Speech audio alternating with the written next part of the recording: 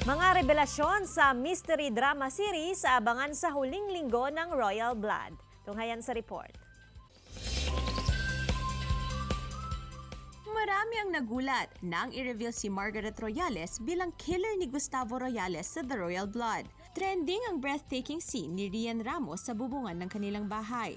Pero hindi kumbinsido ang ilang fans ng Royal Blood na siya talaga ang killer. Yan ang abangan sa mga kapanapanabik na last episodes ng mystery drama series na Royal Blood sa GMA Primetime. Sa behind the scenes sa Maging Sino Ka Man, ipinakita ang paghahanda ng aktres na si Barbie Fortesa sa mapanghamong action scene habang sakay ng motorsiklo.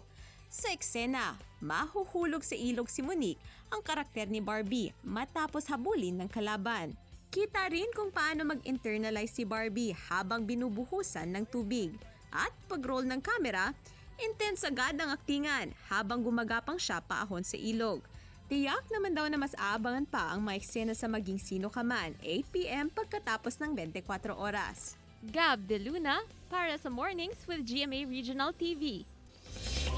Mga kapuso, mark your calendar dahil bukas, Thursday, September 21, ay aabangan ang Tambalang Barda sa kanilang mall show sa Balanga City, Bataan. Bukod kina primetime princess Barbie Forteza at pambansang ginoo David Licauco, kasama rin sa Maging Sino Ka Man mall show sina Rain Mackenzo at Hannah Priscillas.